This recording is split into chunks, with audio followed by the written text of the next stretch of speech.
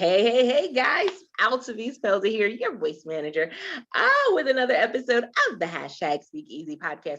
Guys, I'm always excited to come and share another episode with you guys. But listen, it's because we get so much insight. And I say we because even though you're listening into the episode and taking notes and get your feedback and everything, guys, I get a lot of insight as well, and I get to connect with so many amazing people around the world. And this episode is, it's just a tribute to the fact that, listen, connecting with one person can put you in connection with so many other people. So, with that being said, I want to say hello to my guest for today. Hello, Gerard. How are you? Hi, Altovise. Yes, I'm very well, and it's great to be with you. Thank you.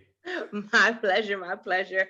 I am excited about this episode and what you will share with the audience today. Let the studio audience know a little bit about you, and then we'll dive into today's topic. Okay. So as you can tell from my accent, I'm from Chicago. No, I'm actually from the UK. I came over to the US. I was in international banking for 30 years. I had been a pastor in the UK, though, for 22 odd years. I was bivocational, so I was also banking as well, which is unusual, I know. Came over to the US, started in New York for a couple of years, and then I managed the integration of HSBC and household finance. It was a $13.8 billion integration. Moved to Chicago, and we were there for 12 years or so. During that time, though, from being on the top of the mountain when we started, in fact, I said to my wife, Jeannie, does it get any better than this? We went through a period of really tough times, and we'll get onto that, no doubt. And the last 6 years, I've been living in Malibu, Southern California, running a non-profit organization called Awakening to God Ministries. So I love that, because when we think about the entrepreneurial journey, a lot of people focus so much on that beginning stages. They want it all perfect. They want it all to fit. Everything needs to, listen, if it's not perfect, we're throwing it away. So being that you've been able to make so many different transitions, what has been key for you to be able to not question yourself in making those transitions into something that could potentially be something totally new? Well, that's a great question. People often ask me that. How did we know it was right to drop everything in London? We were helping to lead a church there, had many things going on in the city of London, the financial centre. Children were settled in school. We had a great life. So that was a dramatic change. How did we know? And then I've had 3 of those really big changes since then. I'm a person of faith, so I do believe there's a bigger story going on. So for me, the biggest guide for me is if I sense that God is leading me to make the change. And how do I go about that? Well, I pray. I share it with Jeannie, my wife, and we're looking for any sort of guidance from other people. And I could tell you so many stories of how people have come up to us and said things out of the blue, and yet it's so linked in with what was going on. So you're picking up it's like you've got your aerial up and saying, where am I being directed? Where am I being guided on this journey? Common sense is a good one as well. Although you could say moving from London to New York, all the uplift, maybe that wasn't common. But it was so clear. It was so clear that it was the right thing to do. I think you inside, there's a sense in which your peace guides you. So I had a season in London where I had so much going on. It was great. Everything was going well. But inside, I just sensed this. It was a uneasiness. There was something going on, a change that was happening, and I sensed that. And I pray, okay, God, if you've got something different for me, I want to be open. I think one of the things is to stay open in your heart to anything that might be happening, a bigger story. We are all part of a bigger story. And being open, in other words, you can say, this is what I'm going to do, nothing else, then you can miss out on opportunities. So to keep that open heart, I call it a frictionless surface. There's nothing resisting that. If there's a change that needs to be made, I'm willing to make it. So now, and this is a question that comes up a lot. when it comes to entrepreneurs, especially when you are a married entrepreneur. I know how the journey has looked like for me as a single parent, where I did not have to go and get, and I know some of you SpeakEasy podcast listeners are going to say, oh my goodness, she said the P word, permission. But,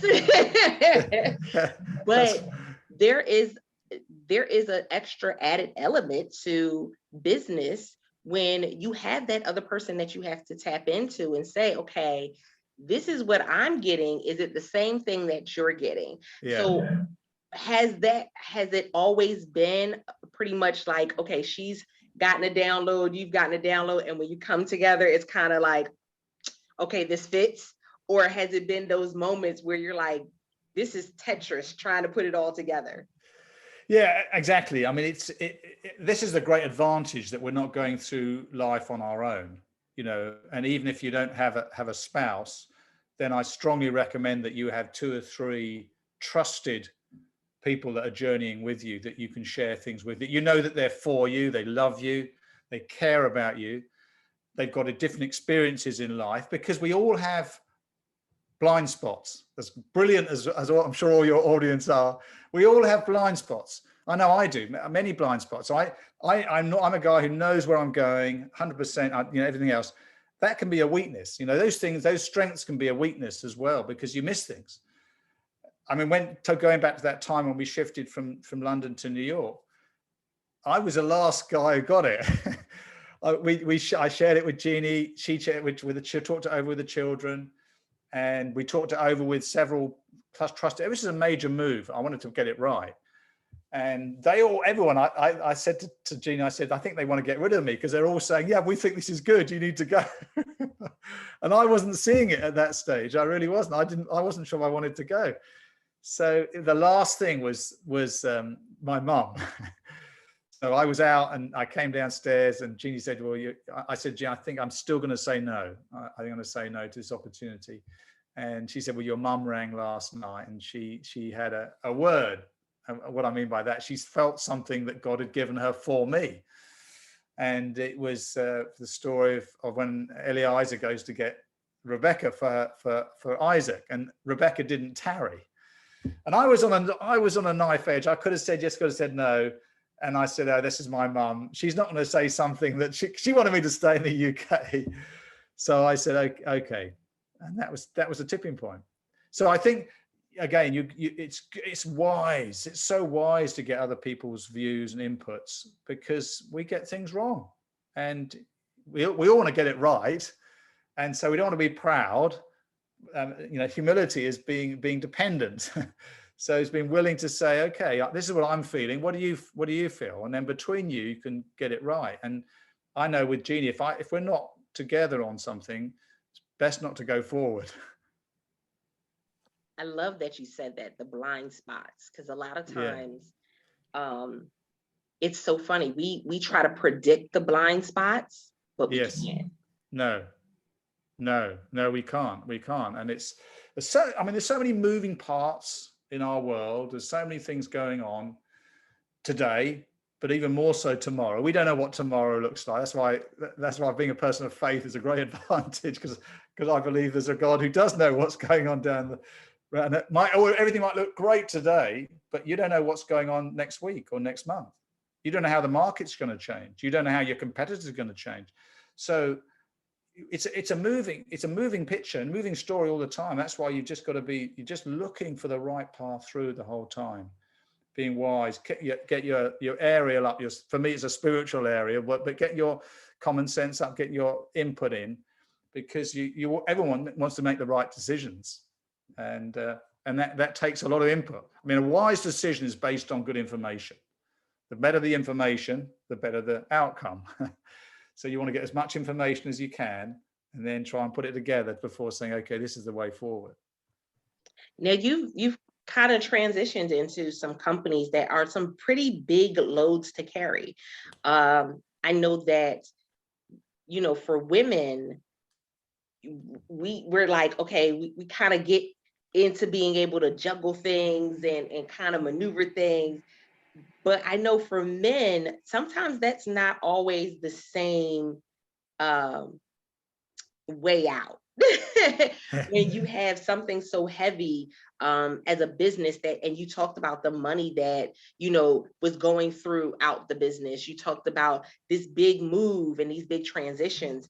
And so as a man in business, especially a man of faith, being able to kind of maneuver through each of those processes, what's the first thing that you do outside of the prayer when it comes to, okay, we're about to make a big decision or something's happening at the business, how do I handle it? What's that first thing that's your go-to?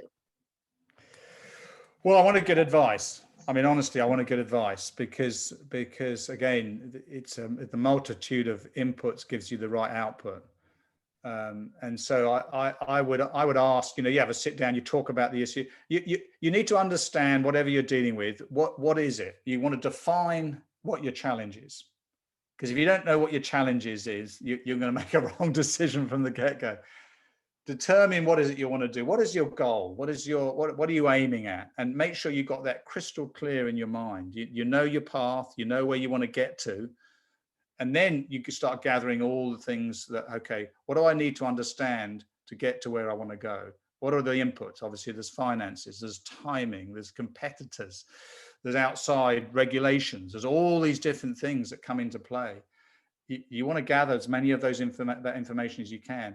Timing is very important as well. Yeah. You might be wanting to make the right decision, but it's not yet. And so knowing when to do things is a really important. Patience is such a key thing in business. Being patient. So many businesses fail. I mean, I was a banker, and I know so many people fail because of cash flow, for example. They had a great ambition. Everything was going well, but they grew too quickly and they run out of cash and they go bankrupt. Well, that's no good. So if you're going to be in for the long term, you've got to be very wise in understanding timing. Yes, you may be doing well now, but doesn't mean to say you need to expand very fast. Maybe you need to take it a bit slower.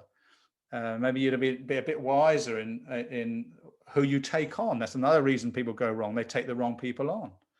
So that's another thing you need to be careful about. Is I made many wrong decisions on the easy. It's easy to employ someone. It's not so easy to ask, say, I don't think you're in the right job. That's not easy to do that. So all these things, timing, be patient, don't go too fast, and make sure you try and get the right steps along the way. Okay, so with that being said, what has been the worst piece of advice that someone has given you? That's a good choice. A good question. The worst piece of advice. Well, I think probably it's on the other end of what I've just been saying, is where people they think they're encouraging you to charge forward. And it just wasn't the right timing, and then you end up doing something that you so regret later on. And I think that's probably where people they're trying to encourage you. They want to encourage you. Of course, you want to encourage one another. Oh, I've had some of those moments. Yes. I mean, relationships, how many things go wrong with people making wrong decisions on relationships? They jump into a wrong relationship too quickly. So I think probably the worst decision would be along those lines, where people go and they think they're saying this is the right thing to do and charge into it, and it wasn't right. It wasn't right at all.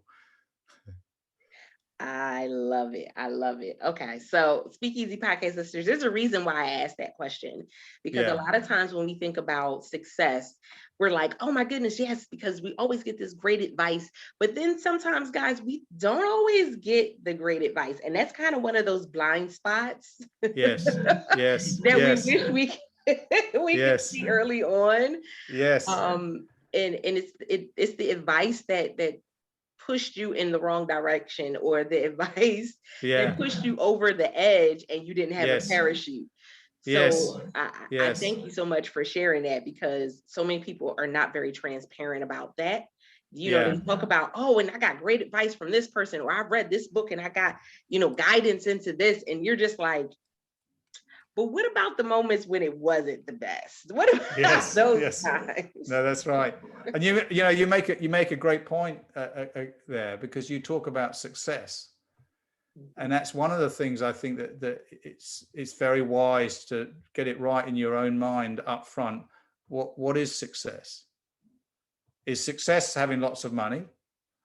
What will it cost your life to get to work 14 hours a day to get lots of money? Is that success if it leads to a breakup in a relationship, or if it puts pressure on your family and your children, things like that? Is that success? So I'm not saying what's right or wrong. I'm just saying be aware that there may be a path that you might be missing that actually is real success. Yes, you get a nice living for your family and everything else, but also you have a happy time in doing it.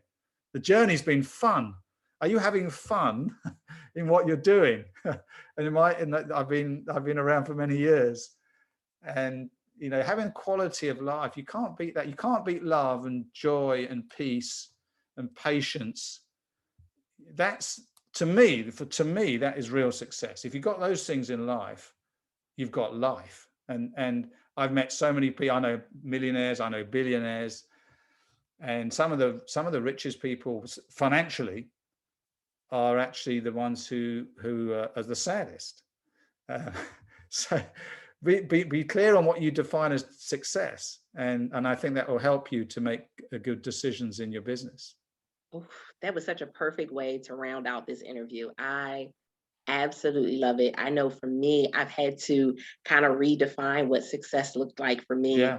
And one of the things that you'll find, SpeakEasy listeners, when it comes to redefining success, is that a lot of times what you consider is real success for you goes against the popular. Yep. There you go. It goes so against true. the popular vote. And so yes, for me, it went against the popular vote. And so I stuck with it though, because it felt better for me to have the success than me to try to chase the popularity. Yeah, that's good. That's wise. You look back.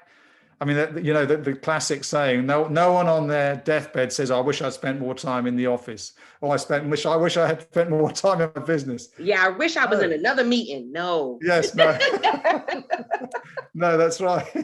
No, it's relationships at the end of the day, isn't it, really, that really define success and happiness. Oh my goodness. I love this episode. Thank you so much for joining us today. I want you to let the studio audience know how they can connect with you to find out more about your story and find you online. Sure. Well, my story, it's an unusual story. I died for 30 minutes, not a couple of years ago. And I came through knowing that God had something for me to share. So I've written a book called Living Hope, Awakening Faith, Peace and Purpose in Tough Times. You can find details of that book on www.livinghopebook.com. And our ministry is www.awakeningtogod.org. And we're on Facebook and all the main social channels, YouTube. You'll find us Awakening to God Ministries. So thank you. Great to have been with you today. Appreciate it. I love it. SpeakEasy Podcast listeners, this is all about you. Why? Because I want you to be able to understand that, no, you may not see all of the blind spots, but there are some ways that you can definitely maneuver through them. And not just that, guys, listen, success can come for everyone. But if you're chasing someone else's version of success, you'll never be successful. I absolutely love hearing back from you guys. Let us know, give us a review on your favorite podcasting platform to let us know how this episode resonated with you, or you can definitely always reach out, contacts@altovisepelzer.com. You guys, I appreciate you. And until next time, don't forget to press it out. See ya.